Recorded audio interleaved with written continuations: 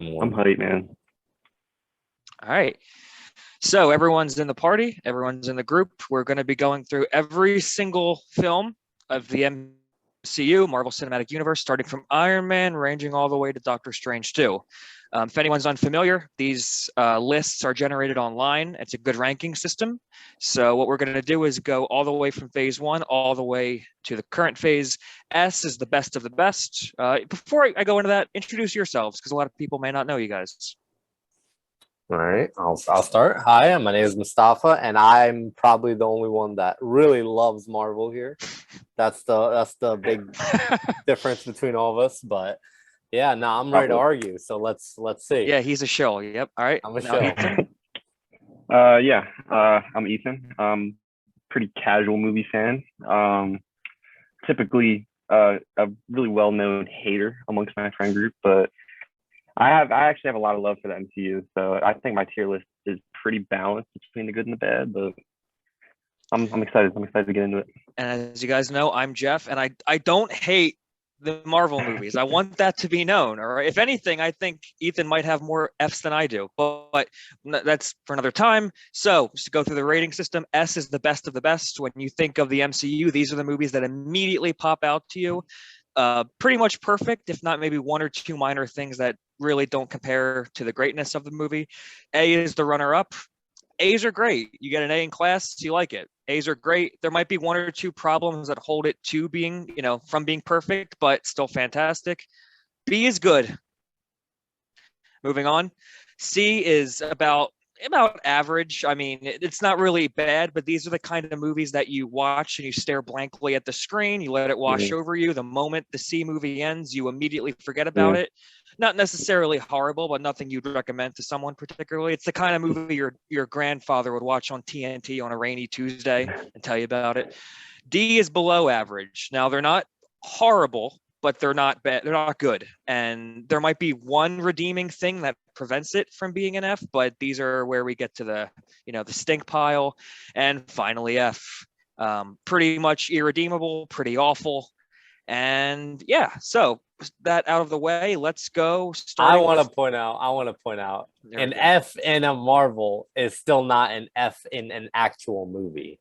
Because for the purposes of this, yes, for the purposes of the list, I just think it needs to be said. That's fine. That's fine. That's good. You said that in the context of the MCU amongst the Marvel movies. Yes, maybe not in terms of the grand scheme of movies in general, but whatever we give an F a Marvel movie is like most likely a better movie than most other movies. That being said, I'll probably never watch it either way. So, absolutely, starting from 2008, holy crap, 14 years ago, Jon Favreau's Iron Man. This is a movie that pretty much launched the MCU as it is now. I'm not going to bury the lead here because I think we're kind of in the same boat. I'm going to go B. I think it's fine. It's good. I think this is a really, of the origin movies, this one's the one that stands out to me. I love him in the cave. I love him building the suit and realizing he has to be a better person. I could watch Robert Downey Jr. read the phone book for 2 hours and be entertained. Yeah. That being said, you could tell they didn't really have a script. By the time they get to the ending, he's battling Jeff Bridges in a giant gray robot suit. And then a blue beam shoots up in the sky and the movie's over. It's still good, though. I go B. What are you guys feeling? Yeah, I also had it on B on my tier list. I feel the exact same way. I love all the stuff in the cave scenes. I mean, him fighting his way out of there, building his own suit. I love all that stuff. I do think the villain was weak, but I think they kind of get a pass because it was the first movie. Like it kind of kickstarted everything. But that's true. Yeah. It started the trend and of bad villains. And he was tied in at least like to Tony like throughout the movie. Like he wasn't like a random dude that came in. But what was his plan? So actually, since we're talking about it, and since the grander scheme of Marvel's being discussed, he was potentially part of Hydra. That's like they haven't confirmed that, so you can't really. You didn't deny it either. I mean, knowing them, they'll probably say that in an offhand comment in She-Hulk, and that's gonna fix the movie. But he is insane. But I'm just saying, at least like he's tied to the character. His plan was to kill Tony Stark. It's like someone killing Elon Musk and then just selling the suits to terrorists, and no one would. They literally were about to arrest him. Well, they were about to arrest him. Yeah, that's everything you could have. Everyone I feel knew. like you could have lied about. Everyone knew. They were going to arrest him. So I don't. Yeah, that was. That being said, the positives of all the romances, I love him and Pepper in this movie. It feels natural. Yeah. It feels not forced. That's earned. That being said, I feel bad for Terrence Howard. I'm sad to say we never saw him in the War Machine suit. Next time. Next time, baby. Never happened. Last online 2008. But no, I feel like 08 B is a good rating. Do we all in agreement? Yeah. Yeah. I also think it's really cool to see like where Iron Man comes from in the term of the grand scheme of the MCU, because Iron Man pops up a lot in the MCU, and it's cool to see him before he's like this overpowered, like unstoppable force. Like it's cool to see the early days. He wasn't popular before this movie. Even comic book fans were like, "Oh, no one likes Iron Man. Like he's just there." Yeah. He was a bodyguard for Tony Stark. It was interesting choice to start the MCU with Iron Man, but definitely could have been Ant-Man. Ended up being the mascot of the MCU. Kind of worked out. Imagine the alternate timeline where Ant-Man was the first one, and that became the flagship character. Face of the MCU. I want to go to let's just all be happy that didn't happen. Because don't get me started on Ant-Man. We'll get there. We'll get there. I mean, there's a lot to say about Ant-Man. Honestly, I could potentially argue Iron Man to an A, but I'm good with a B. I'm just saying, good. I could. Yeah. I could. I think it's a solid B. Just because it has that factor of just being the first. Like I do think it gets a lot of credit for that. Based off this list is going to go by totally smoothly. So, moving up next, we have the Incredible Hulk. Mo, start us off on the Incredible Hulk. All right, so Incredible Hulk. I mean, obviously, we all know like they changed like the people, but I would argue it's like. Because as I think we all agree, we all hate Hulk later. We're gonna go into this much later, but we don't we don't like where they went with that. And this time you can actually see him. He's on the run. That's like a Hulk. He needs to be on the run. He needs to be fighting his alter ego, like the Hulk. And we don't get any of that later on. So that's like somewhere definitely missing. And in this movie, he's like the music's solid. Like I remember in the beginning chase through Brazil, like that. That's very interesting. Like the music bombast, like there's and like the Ross is actually still involved in the MCU through the whole thing, and it's like a good like start. Well, not anymore. Him. Well, yeah, he died. Rest in peace. Rest in peace. Yeah. But yeah, and I definitely think like it doesn't get as credit, especially because they changed the actor and everything. But I definitely think it belongs, especially when we see where it leads. Like this is like a way better start than I would have said. I personally would definitely give it also a B.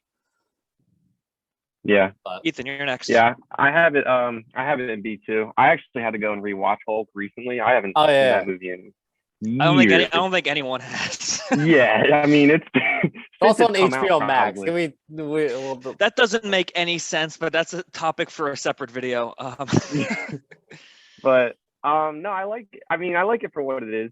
It's probably the Hulkiest Hulk we get to see, so that's always great. I think Ed Norton's really good as a Bruce Banner. I mean, I do think the CGI is a little dated, but I mean, It is what it is. I like how they get through the backstory really quick. I think that's good. We all know how Hulk gets his powers and where he comes from. I don't think we need to waste time with that. Yeah, but, that was very well done. How they like. I like how they did that real quick. Yeah, like the beginning credits, like in like the first 5-10 minutes, you already like it's already established. I really like that. Good, solid B movie for me. I unapologetically love this movie so much. I always liked this more than Iron Man 1, and people would always look at me like I have 3 heads. Everything you guys said, I agree with. They get through the origin in the first 3 minutes with like the best score Marvel's ever done, and it hasn't been topped. The music is incredible. Yeah, you were picking up on that. Very good. For no reason, like why they like for no reason. I didn't remember the music being that good. So, I love Ed Norton as I buy him as all right. So I will say Mark Ruffalo does the scientist aspect better, but I buy Edward Norton as someone who has been more damaged than the Hulk. Like on the run, like he's on the run. Yeah. Yeah. He's a great actor. I mean, Him in Brazil and him just trying to keep his head down, like reminded me of like all the old westerns of the guy who knows he can win any fight, but he chooses not to start the fight, which is really interesting. Yeah. I love the Abomination. I love the actor. I love like that whole battle when he turns the police car into freaking boxing gloves was right out of the video game, and it's awesome. Now, if we made this tier list 2 years ago, I would have given this probably an A. I rewatched it a few months ago, and Liv Tyler is not a good actress. I like Lord of the Rings. She whispers all of her lines.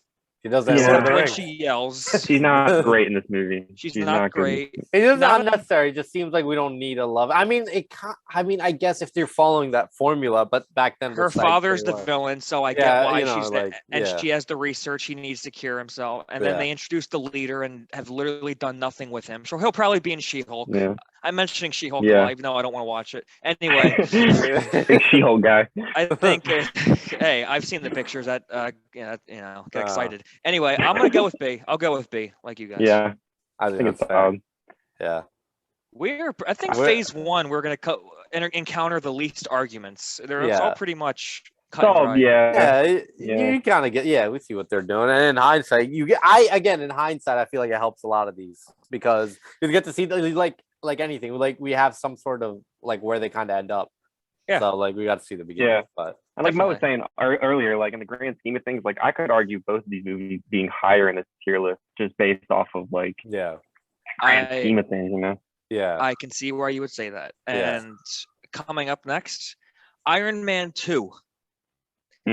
Ethan, you start us off. Oh, okay. I mean, you want to talk about a villain with just a very questionable motive? I think Whiplash is a good one. Which one? Whiplash or Justin Hammer? Whiplash. I think. Well, but I don't like either of them. But I think Whiplash was done really, really badly. I think the other one, racetrack scene was so forced. Like he wasn't even supposed to race Iron Man. Like he just so happens to be there, and Whiplash's whole plan was based off of that. And it was like a last minute decision for him to race. So I don't know. I really what was he gonna do? What was his plan? What if he didn't? Yeah, like what if Tony Stark just was like, no, good. Like I don't know. I assume he would have just started attacking random race cars and hoping Iron Man would show up. But maybe. But no, you're right. To piggyback off that, this movie has a shocking small amount of action. Every action scene is like 30 seconds. There's the racetrack scene, which is maybe a minute. Him fighting Rhodey as he's drunk, and him like shouting and I remember the racetrack scene being so hyped up in the trailers. Like I remember, I thought that was gonna be like.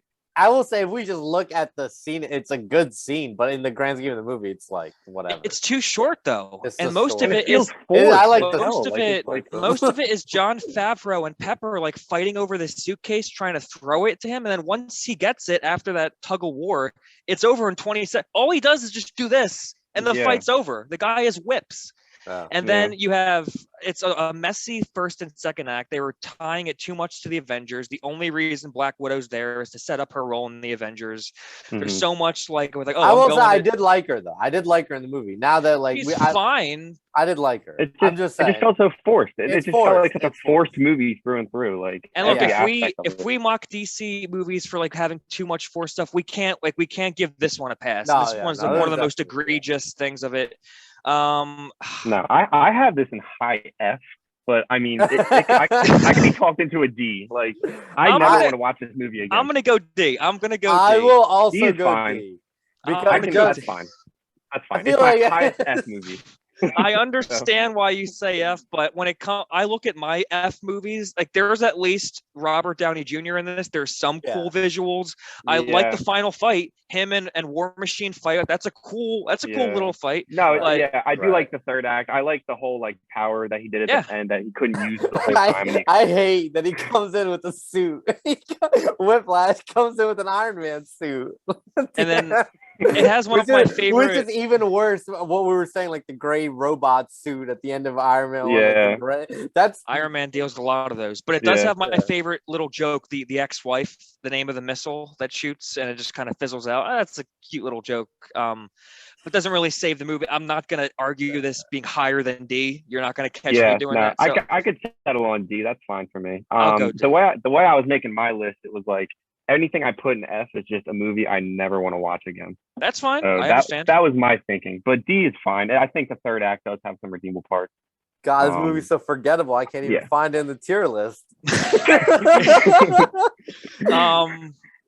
Oh my God! Why does every Marvel poster look the exact same? I mean, that's a whole nother video.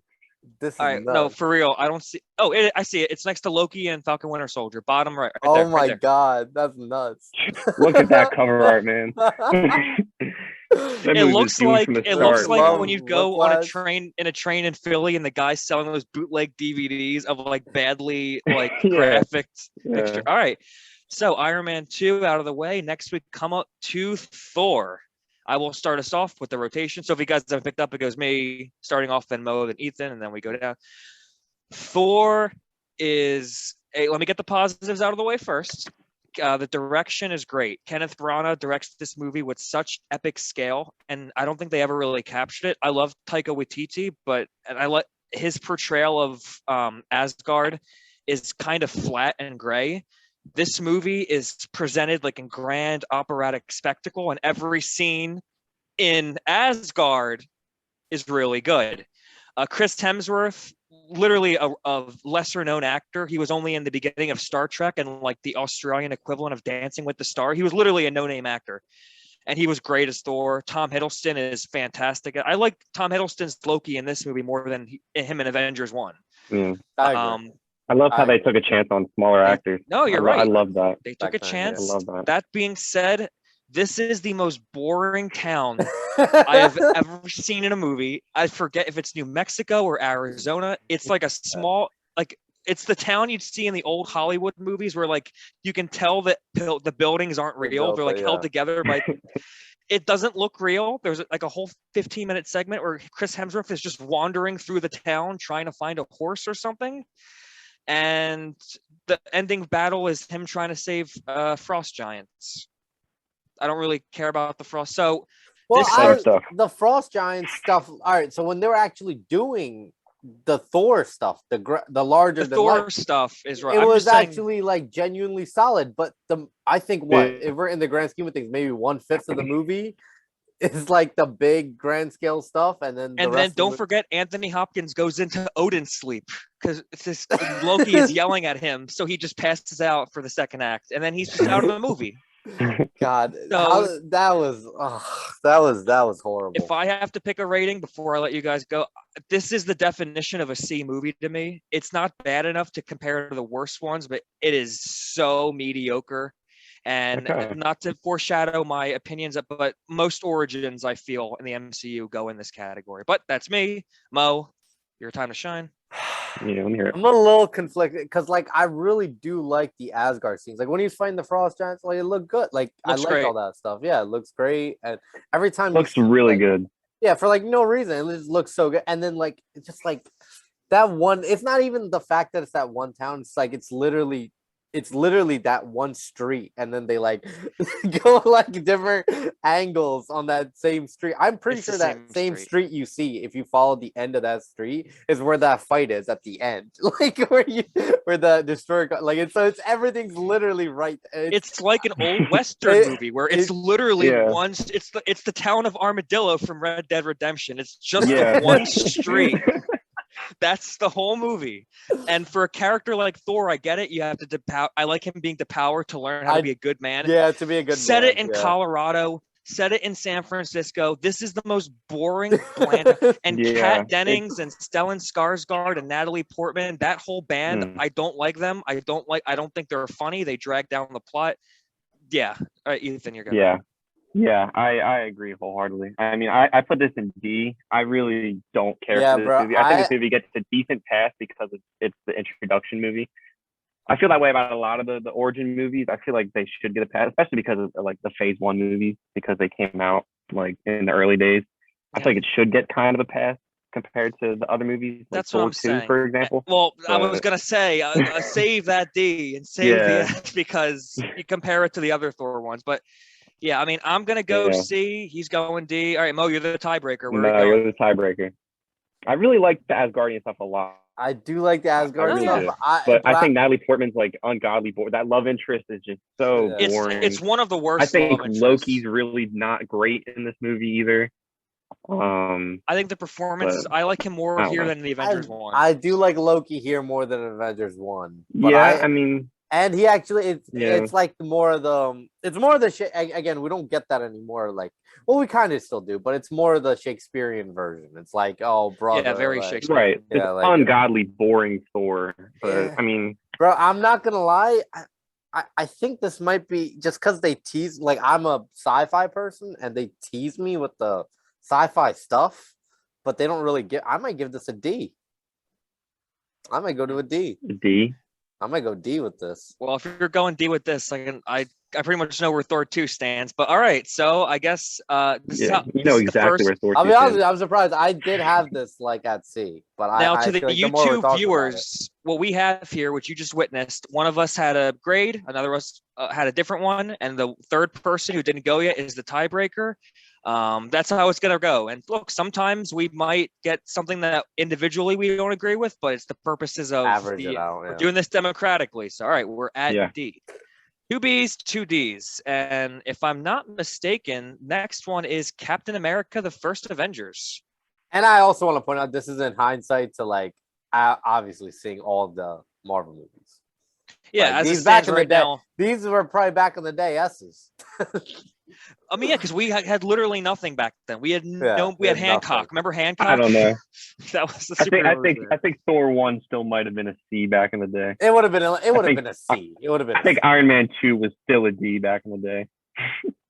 I feel remember like- leaving those theaters when I I first feel saw you them. could and argue being like, these as like C's or B's back in the day. Because what else Hey, were there back? Are Yeah, you shocked, yeah. Mo? I was gonna give it a C. You see me? You're calling me an MCU hater, and I didn't think I'd I be wanted to fighting give for it an Thor. F. I never want to watch Thor 1 again, but I'm practical. it does have some redeemable parts. It And does. I like It's- Chris there's Hemsworth. And, Yeah, he's great. So yeah, Captain America, the First Avenger. Mo, where do you stand on it? No. All right. So weirdly enough, I think like back in the day, I definitely didn't watch this. Like I think I watched this after I watched Avengers 1, and I never liked Captain America. So, but then again, you could attribute to me not really watching Avengers 1. But I mean, sorry, Captain America 1. But then again, my argument was I always thought he was boring, and he was really boring in Avengers 1. We'll get to that too. But in Captain America 1, it's actually like a really good movie. When I did watch it late, like I liked his like struggle with like him trying to be like a puppet. He wasn't like, because that was like the big thing with Captain America. It was always seems like he was like a boring character that was just like, you know, like a US like puppet, like that's just what it seemed like from the. But like I liked his struggle of like he doesn't just want to be a, but he wanted to do something like in the war, but they weren't letting him. But also like my big thing with the big problem with this movie, they go through the whole like the battles, which I would have liked to see him going through the different battles. Maybe have some Not montage through every action scene. right, and then like actually see like them all working together more. That's a big thing, and I guess you could say in Marvel movies they montage through that stuff a little too often. But that's what I like to see, and I think I would have had this lower before, but in contrast to like the trilogy, that the Captain America trilogy, I think this is like solid. I'll give this a B. Let's B. Okay. No.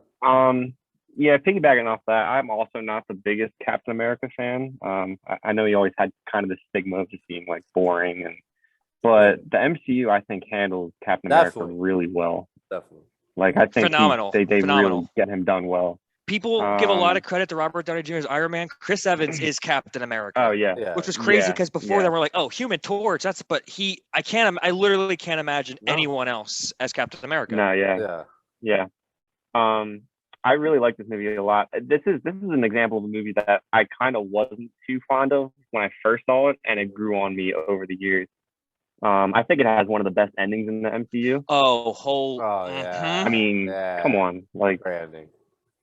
I had a date and The black. And the I mean, music and the I- music. And that's it gets amazing. paid off. And it gets paid off. Yeah, Yeah, paid yeah. off. Oh, the MCU does Captain God. America so good, and it's great because I really don't like Captain America, and I think the MCU. Facts. Like, That's really, the best thing about we hated again Iron Man's like a C-level character. Like in Captain America, I never cared about. Iron Man's a D-level character for these movies. It really they really did justice to these characters, for no reason. And it's just doing the groundwork of just giving these characters good moments and building up naturally. I thought the Red Skull was fine. He's fine. I like how they set up the Winter Soldier. I liked all that. He's literally a Nazi. How much can you he's they make the distinction. He's not we have to be careful with those words too, because these videos get demonetized. Anyway, but he very much kind of wasn't even for that regime. He was more of the science Hydra part.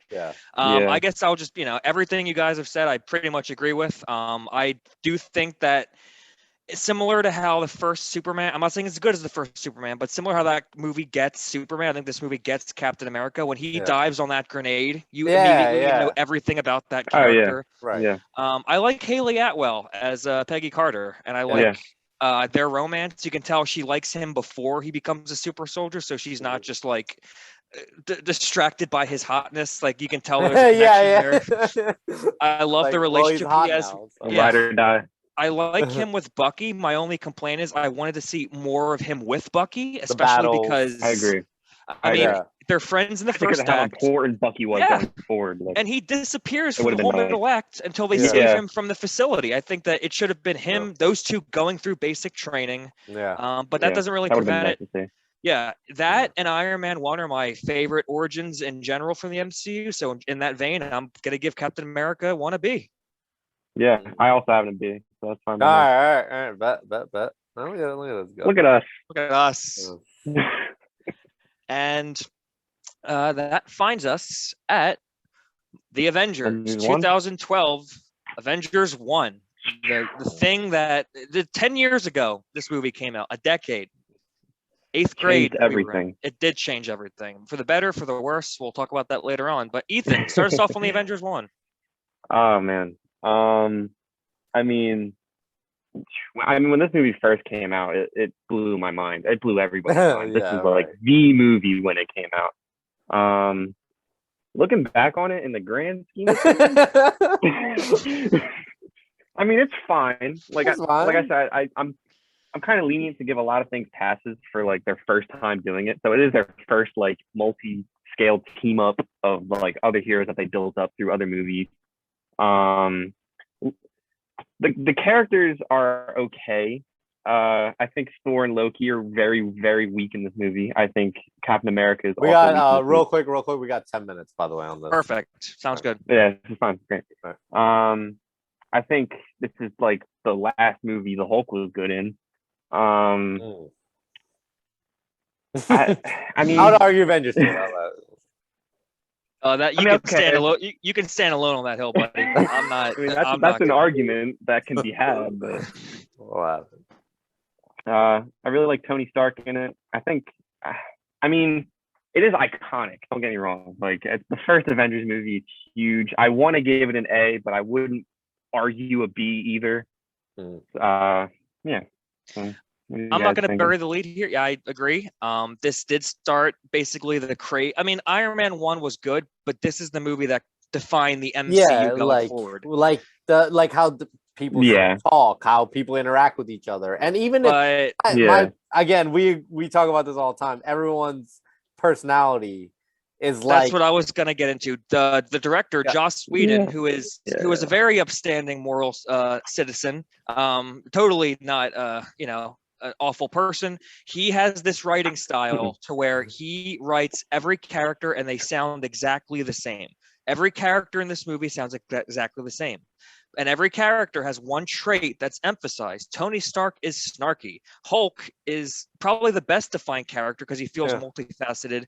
Hawkeye is brainwashed. Captain America is a dumb idiot who doesn't know how electricity works. He doesn't know what anything oh my God. is, bro. That's why I didn't see. Again, I told you I never liked Captain America, and I didn't watch Captain America 1, and then I was watching Avengers, and I'm like, this guy's horrible. Sucks. Like this guy's he doesn't know what anything is. Yeah. Like he doesn't. And it sucks too because I think Captain America 1 leads into Avengers so good. Yeah, it And, leads like, into I love him in Captain America 1, and his but outfit, bro, his outfit in this movie. It is looks like a horrible. Party City suit. It And the looks first horrible. the first 15 minutes, speaking of production value, the first 15 minutes feels like it was shot on a TV show like Agents of S.H.I.E.L.D. CBS soundstage.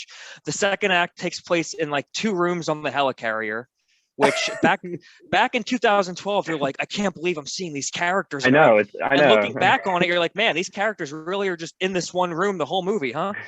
That being said, the third act action scene looks phenomenal. Third act is phenomenal. Like genuinely The third great. act, the movie. I Yeah. really do think the third act is the It movie. is the Like Especially that's what made the movie. the Even CGI back then holds and up now. well. The CGI holds Yeah. up well, especially when you get to phase 3 when they're literally cranking 13 of these out a month, and the CGI does not look great. The CGI here looks good, so I'm going to give it a B. I think that I don't believe it's anything lower than a B, but nothing above a B. It's really great.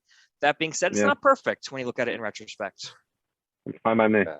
I agree. I would I say it agree would be, completely. so that's fine. I agree completely. And like Avengers again, like the novelty of it, we definitely gets lost, but it definitely does amazing get, like, for the time. and but, like, my mean, favorite thing, and we're gonna talk about this later on.